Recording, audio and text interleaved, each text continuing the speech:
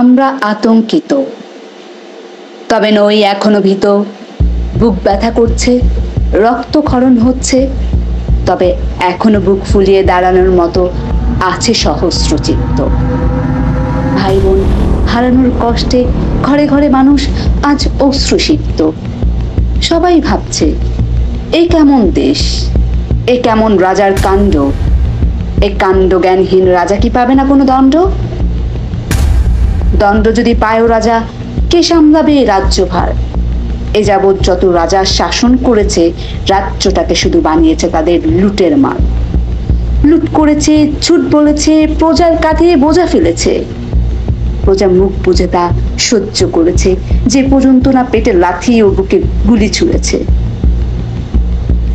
এবার প্রজা রুখে দাঁড়াও, যুদ্ধ করে রাজ্য বাঁচাও। সংশয় করদূর প্রজা, নিজের হাতে নাও রাজ্যভার। নিজের ভাগ্য নিজ হাতে লিখো এবার, আর ধরো না কারো গোলামের হাল।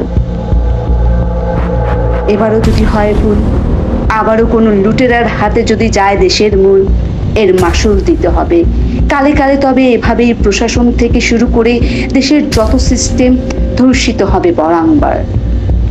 আবারও শত শত বাবা মায়ের বুক খালি হবে, ইতিহাস আর কত পুনরাবৃত্ত হবে, পারবে না রাখতে সে হিসাবের ভার। মনে রেখো, শত শত বছর পিছিয়ে আছি বিশ্বের সাথে, আরো শত সহস্র বছর পিছিয়ে যাব এভাবে চলতে থাকলে। আমাদের ছেলে মেয়েদের যেন আর ভাষার দাবি, সাম্যের দাবি আর কোনো প্রকারের দাবি আদায়ের জন্য রাজপথে জীবন না দিতে হয়।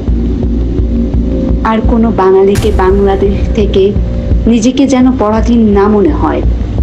এদেশে থেকে মনে যেন আর কখনো এমন প্রশ্নের উদয় না হয়, আমরা আবার কবে স্বাধীন হব এ দেশ।